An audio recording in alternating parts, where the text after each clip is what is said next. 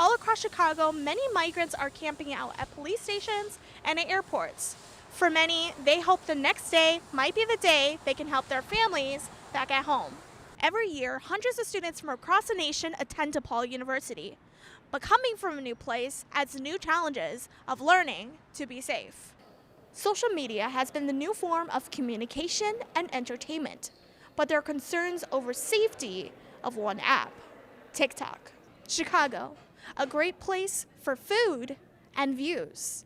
And for students who want to experience this, can do so on the 11th floor Student Center. For more than a decade, Israelis and Palestinians have been in a feud.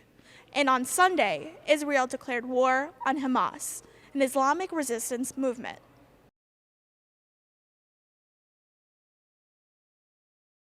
The war between Israel and Hamas is tragically impacting many people, including some in Chicago and at DePaul. Although I heard that there was something going on, this massacre was going on, this slaughter was going on from other people, who are not in my community, not in my Orthodox community. I didn't know about the safety of my children, my family, until Sunday night. Professor Resnikoff hopes that DePaul students will be able to talk civilly about this tragedy and ask the tough questions that need to be asked. I think all of us, faculty included, not just students, faculty included, are having to cope with this tragedy and with this is unprecedented. Just unprecedented. We in America, we're pampered. Fortunately, we haven't had to since the Civil War. We certainly never fought an international war on our grounds. While the war continues, supporters of Israel and Palestine have rallied across the United States. Some feel innocent people in Gaza are suffering from the Israeli bombing. Gaza, which we can talk about just specifically, is the largest, it's the most densely populated place on earth. It's essentially an open-air prison. The air, water, and land is controlled by the state of Israel, and they are being bombed mercilessly right now by the Israelis. And so the question is, how long should the Palestinians be expected to just quietly die before they react? Illinois Governor J.B. Pritzker appeared at a Jewish United Fund rally in Evanston. There are many peace-loving Palestinians, and we must honor them, but Hamas is a terrorist organization, an army of murderers backed by Iran. As the war continues, many wonder how this will ever end and how many people will die before that happens. Reporting for Good Day DePaul, I'm Juliana Pelaez. Llegas aquí, no puedes trabajar porque no tienes permiso. You arrive here. You can't work because you don't have a work permit, and you have to work to get the permission to pay for living. And for many people, the situation is currently complicated. Paula comes from Venezuela, like many of the migrants who currently live at the 1st District Police Station on the south side. They're waiting for word on what to do next, but can't do much of anything but hope. País no tiene para comer todos los días. A lot of people, a large part of the country, don't have a lot of food every day. Then the people escape from the country because they don't have a future. And they come here for the opportunity to grow, to progress. More than anything, it's that the United States is a country of dreams. Mayfer Giovanni is from Honduras and ended up at the police station just 2 days ago. Before 2 days ago, I was traveling a lot. It was hard, very hard, and I'm fierce. At first, I arrived. I wanted to, on a bus. By myself, I leaned back, and my suitcase was not here. I returned, and I try the life that I've been given right now.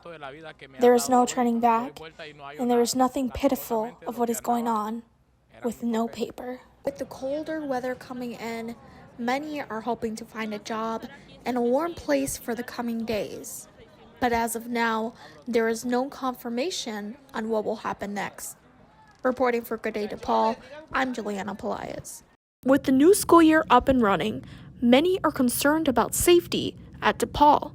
With this in mind, University President Robert Manuel hosted a second campus safety summit meeting. And so it's important that as we begin to think about the questions of safety and security, we think of that in conjunction with our community leaders. The problem is that the environment's changed a little bit now. COVID certainly didn't help, and Chicago itself is experiencing a bit of a resurgence in crime. And it's up to us now to connect to the places where those conversations are being decided so that we know the strategies and are part of those strategies. A big concern is crime in and around DePaul's 2 campuses, where many walk to and from academic buildings. Just be conscious of where you are, be conscious of what you're doing. If you're taking an Uber, wait in the establishment till the Uber arrives. Utilize those boxes to call for help if you see it. Travel in groups, all of the things that we ask you to do. We simply are here to serve you, and we want to serve you in the best way possible. And I said it at the beginning, we can't do it alone. Joseph Bird is the police department's public transportation commander. He addressed concerns of DePaul students who ride the CTA to campus. Whenever I see a victim on public transportation, it frustrates me. I understand the students that attend DePaul, they need to use it to get to their campus, their classes. Last year, the department committed more resources to public transportation. It wasn't that they ignored it. It was just that we saw the focus, we saw the crime increase. They sent more officers, and these officers are incredibly dedicated. We have to get more on Fullerton Station. That's where we want to be. But this month, for violent crime on CTA, we're down 16%. For the year, we're down 13%. CTA Vice President Kevin Ryan says they've expanded security on both the Fullerton and Jackson lines at night. Despite these measures, some still have mixed feelings about safety at DePaul. Generally, like I said, I feel safe on campus. I think when students were not on campus and Lincoln Park was a little bit less populated and there were just less people around during the pandemic, I think there were times when campus maybe felt a little bit less safe. And the more people are on campus, the more safe it feels. There has been incidents where I've had to call public safety in the past. We are an open campus. And really, as a rule of thumb for me, if there's any scenario where especially our students feel uncomfortable, I'm calling on public safety to help. Cindy Newman is DePaul's Associate Director of Undergraduate Admissions. She feels the campuses are safe, but says crime can always happen in a city like Chicago.